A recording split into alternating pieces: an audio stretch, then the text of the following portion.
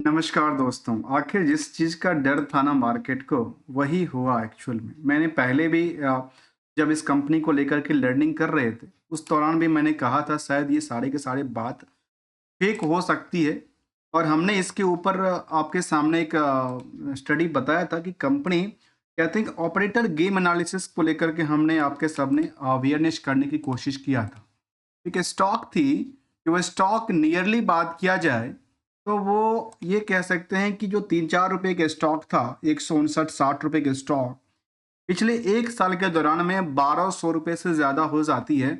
और मार्केट में ये क्या क्रिएट करती पता है? इसको लेकर के मैनिपुलेशन किया गया। तो मैंने पहले भी अवेयर किया था क्योंकि हमने एक चैनल के माध्यम से एक स्पॉन्सर्ड वीडियो देखा था। वो यहाँ पे आपके सामने लिंक भी है, मैं आपको उसका रेफरेंस दे देता हूँ। कंपनी ये जो चालाकी किया गया था, देखिए कितने अच्छी चालाकी किया गया था। ये मनी कंट्रोल एक बड़ी वेबसाइट से पता ही है स्टॉक मार्केट की या पर्सनल फाइनेंस को लेकर के। सेम वैसे ही एक वेबसाइट वो बनाई गई, यूट्यूब चैनल बनाई गई मनी कंट्रोल प्रो के नाम से। और आज भी ये वीडियो वहाँ पे अवेलेबल है। आज भी ये वीडियो यहाँ पे अवेलेबल है कि यहाँ पे इतनी पता है, इस वीडियो को 21 लाख से ज़्यादा लोगों ने देखा था और 12 दिन पहले अपलोड किया गया। और हमने भी जब देखा था, हमने इसी वीडियो के अगेंस्ट एक वीडियो आप सबके सामने रखी थी कि भाई ये ना ऑपरेटर की गेम चल रही है, इसके अंदर जो बड़ी बड़ी बातें कह रही है कंपनी, वो सब झूठी हो सकती है। और शायद ऐसा ही निकल के आया, क्योंकि ये डेटाबेस मैं नहीं कह रहा हूँ। इस कंपनी को लेकर के सेबी ने ही एक्शन लिया। हो सकता है सेबी की नज़र में पहुंची है। और इस तरह की मैं बात बताऊं आपको, हमने इससे पहले भी एक दो नहीं, कई सारे कंपनी के लेकर के हमने अवेयरनेस को लेकर के कहा है कि हमने उसमें लिखा था ऑपरेटर गेम प्लान को लेकर के, जो काफी सारी कंपनी के जिक्र कर देता हूं, जिसमें ऐसे ही पोजीशन क्रिएट हुआ, मार्केट में अप डाउन सिचुएशन क्रिएट किया, मार्केट ऐसे ही पंप एंड डंप और मैनिपुलेट करती नजर आई। जिसमें पहले हमने देखा था, एक था कंपनी धात्री उद्योग,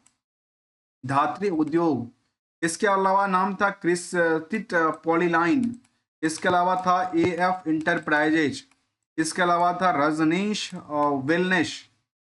इसके अलावा मैं रिसेंटली की बात करूं, शायद मैंने एक और कंपनी देखा था, रिसेंटली मैंने स्टडी किया था, नाइशा कॉर्पोरेशंस। इसके अलावा था एक क्रिशेंडाज, शायद रेलवेज नाम था उसका, रेलवे या कुछ ऐसा नाम शामिल था। जिसमें इन सभी कंपनियों में ऐसे ही सिचुएशन क्रिएट किया गया था आम निवेशकों के पॉकेट से पैसे को निकालने को लेकर। और हमने टाइम टू टाइम अवेयरनेस की बातें आपके सामने रखा है। यहाँ सेबी की एक्शन को देख लेते हैं। सेबी ने इसकी एक तो ट्रेडिंग को सस्पेंड कर दिया, रोक लगा दिया।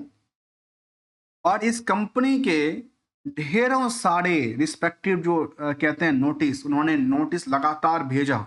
पता है इस कंपनी को कितना नोटिस भेजा? एक तो कंपनी को खुद नोटिस भेजा, क्योंकि कंपनी में कोई प्रमोटर हैंड नहीं है, ठीक है। और वैसे ही नहीं भेजा, उसके पीछे और कुछ वजह होगी। जहां पे देखा जाए तो कंपनी में ऑलमोस्ट 50 लोगों से ज्यादा, नियर अबाउट द 50 लोगों के आसपास नोटिस भेजती है सेबी। पता है क्यों क्यों भेजती है? उन्होंने सीधे सीधे कहा है कि आपने provision of the fraudulently and unfair trade practice किया है। क्या कहा है? आपने फ्रॉडलेंटी अनफेयर ट्रेड प्रैक्टिस किया है अपनी मार्केट को मैनिपुलेट करने के लिए। जहां पे ये दर्ज करती है कंपनी, जो सेबी ने पाया कि कंपनी के पास यदि प्राइस की बात किया, जो प्राइस छोटा सा प्राइस हुआ करता था, उसके बाद मार्केट ने लगातार इसको शेयर होल्डिंग, जो प्रमोटर नील हो गया, फिर आपस में ये देखा गया कि कोई करने वाला नहीं था। बाद में मार्केट में इतनी झूठी फूसी बातें को शामिल किया ना, मुझे समझ में नहीं आया। और पता है कंपनी कहाँ की है? ये कंपनी है गुजरात, अपने प्रांत गुजरात की बात कर रहा हूँ। कंपनी गुजरात बेस्ड है, अहमदाबाद इसका ऑफिस है। और कंपनी ने लगातार ऐसे ही बातें मार्केट में अफवाह उड़ाई, जो हमारे पास पता है क्या क्या मिला। सबसे पहली अफवाह उन्होंने उड़ाई थी कि हमारे पास बड़ी बड़ी ऑर्डर मिला। और उन्होंने ये भी मतलब मुझे लगता है कि या तो क्लर्कियल मिस्टेक किया गया, ऐसा तो हो नहीं सकता। मार्केट को केवल मैनिपुलेट करने के लिए आप कुछ भी गलत गलत लिख सकते हो। और आपने एक्सचेंज को इंफॉर्मेशन दे दिया, मार्केट में आपने वीडियोस के माध्यम से लोगों तक पहुंचा दिया। तो ये हमारी कंपनी रिलायंस से इतना ऑर्डर मिला है, हमारे पास एक और एग्रो कंपनी की बात कर रही थी, उससे ऑर्डर मिला है, पता नहीं कौन कौन से ऑर्डर की बात कर रही थी। फिलहाल मैं यहाँ पे देखो तो ये कहती है कि इसमें एक बड़ी भूल चूक की बात कहता हूँ, और वो पता है क्या है?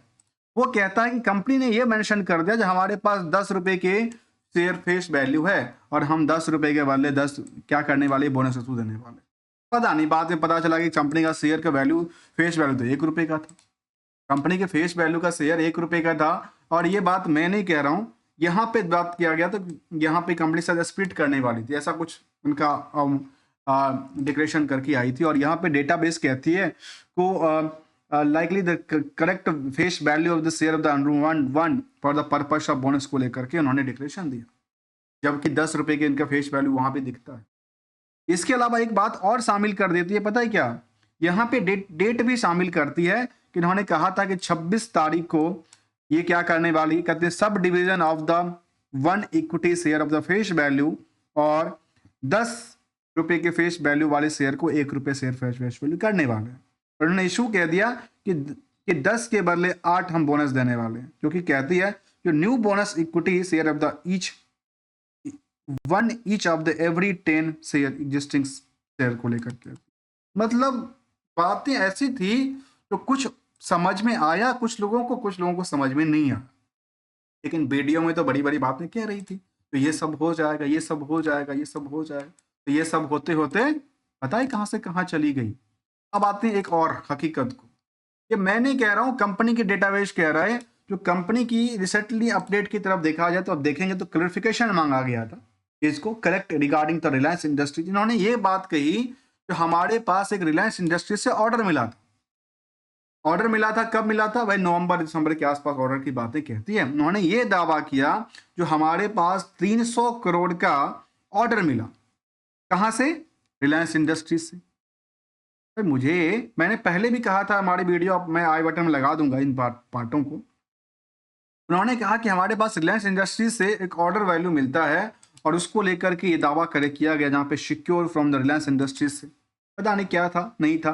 फिर कहती है correct value of the fluents catalystics cracker, एक कंपनी प्रोजेक्ट को लेकर कहती है जहाँ 120 करोड़ के ऑर्डर की बात नहीं कहती। पता नहीं 300 करोड़ का ऑर्डर था कि 120 करोड़ का ऑर्डर था। इसको लेकर कहते हैं our previous communication the error acute due to the, मतलब आप कुछ भी एरर कर दो मार्केट में और मार्केट को पंप कर दो, अपनी शेयर को बेच लो, अब बाद में आप निकल जाओ। यही बातें शामिल है ना। इसको कहते हैं मिसलीडिंग, मार्केट को मिसलीडिंग करना। अब देखिए मिसलीडिंग के चक्कर में हुआ, मिसलीडिंग के चक्कर की बात करूं तो मैंने पहले भी कहा था, आज भी कह रहा हूं। यहां पे देखिए मैं एक छोटी सी बात सामने रखता हूं। इंडस्ट्रियल की जो इस सेगमेंट की बाकी कंपनियां हैं उसमें ऑन एवरेज यदि 60 लोगों की भीड़ है, इस कंपनी ने कौन सी ऐसी तीर मार दी जो कंपनी में 791 गुने की भीड़ हो गई अर्निंग पर शेयर पे। अर्निंग पर शेयर कितना कहता है? 10 रुपए की बात कहती है, इसके मुताबिक की बात करूं। जबकि अब इन पार्टों को हमने पहले भी कहा था और आज भी देखता हूं, एक एग्जाम्पल के साथ समझाता हूं आखिर इसमें हुआ। देखिए, और साथ में एक पॉइंट को हम लिंक करेंगे, क्योंकि देखिए कोई भी कंपनी अपनी बिजनेस करती है ना, तो बिजनेस में क्या चीज को देखना जरूरी है? क्या उनका सेल्स लगातार ग्रो कर रही है? क्या उनका प्रॉफिट लगातार ग्रो कर रही है? परसेंटेज के बेसिस पे, नंबर के बेसिस पे काम नहीं चलता। अब आते हैं तीसरी पहलू, क्या उनका इंटरेस्ट की बर्डन कम है या नहीं है? क्या उन्होंने ऐसी बात तो नहीं कि जिनको उन्होंने सेल किया उनसे पैसा ही ना आया? इसीलिए हमने यहाँ पे ये पॉइंट रखा कि यहाँ पे एग्जाम्पल लेता हूं, यदि कंपनी ये बात कहती कि हमने 100 रुपए की प्रॉफिट कमाई, तो 100 रुपए की प्रॉफिट कमाने के पीछे 1200 रुपये का पैसा, 1200% आज भी मार्केट में उधार है, और जिसको लेकर कंपनी कहती है, मैं नहीं कह रहा हूं, 350 दिन के बाद पैसा आता है। ये कौन सा सेल है? ये कौन सा सेल था, कौन सा स्कीम था जिसमें पैसा आपके 350 दिन के बाद आते हैं?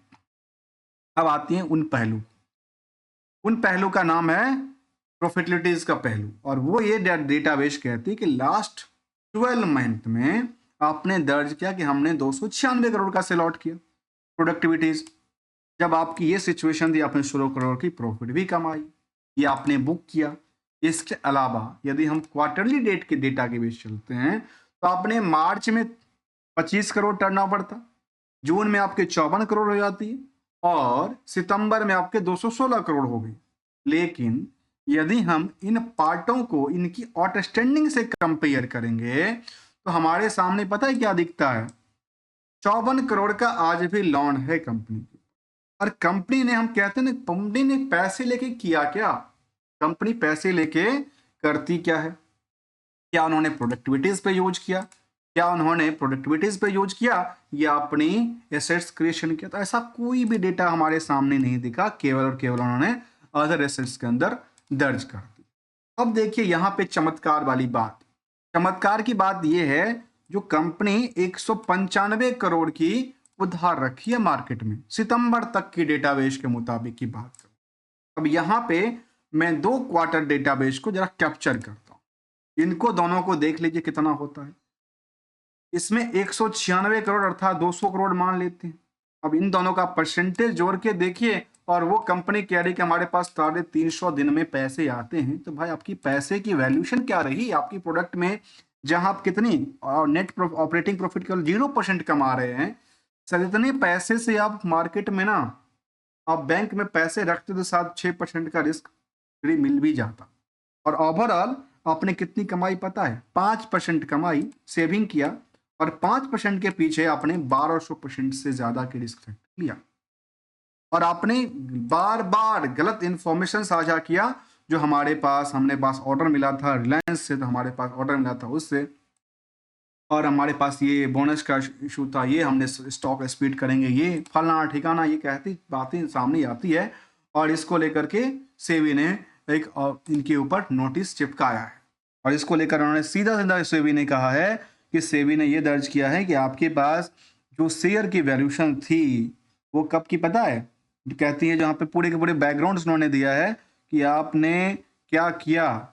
वो आपने ये दर्ज किया कि अपने पास जो 16 रुपए के शेयर हुआ करता था, कब, नवंबर 23 में, वो 1702 रुपया नवंबर 24 में कैसे हुआ, जिसमें 105 times jump in the share price from the 16 रुपए से आपने जंप करवाई। आखिर मार्केट में रणनीति क्या थी, आप गलत इंफॉर्मेशन साझा करो, जबकि पब्लिक के पास ही होल्डिंग पूरा था, कोई प्रमोटर कंट्रोल नहीं था। 10,000 के आसपास निवेशकों का लिस्ट था और आम निवेशकों के ट्रैक में फंसते नजर आए, खास करके उन वीडियोस के माध्यम से जो हमने यहाँ के माध्यम से हमारे सामने दिखा था, उसके माध्यम पे ये सीधा सीधा बनता है कि ऑपरेटर का गेम था, और जो इसमें एग्जिस्टिंग प्लेयर थे वो अपने पैसे निकालने की वजह से यहाँ पे अपनी पोजीशन को मार्केट में कुछ पंप करवाए, कुछ जंप करवाए और खुद निकलने के प्रयास में लगे रहे। मिलेंगे कुछ नई स्टडी के साथ भी दोस्तों। Be careful, be aware in the market, because ये मार्केट है ना, मार्केट है एक दूसरे के बिल्कुल लेने की। हर कोई चाहता है जो हमें कोई बस क्या मिले, हम दूसरे से कुछ ना कुछ निकाल लें। जहां भी जो भी जहां पे सिस्टम पे है ना, वो वही चाहता है, और यही चाहते हुए लोगों ने फॉल्स इंफॉर्मेशन दिया, मार्केट को ऐसे पंप कर दिया, आम निवेशकों के पॉकेट से पैसे निकल गए। अब वहां से मार्केट क्या होगा, कैसे होगा, किस सिचुएशन में होगा, उसको जानना बड़ा इंपॉर्टेंट बन जाती है दोस्तों। मिलेंगे, be careful, be aware in the market. Thanks for the joining us. यदि हमारी वीडियो जो आपको अच्छा लगा हो तो लाइक भी कर सकते हैं, सब्सक्राइब भी कर सकते हैं।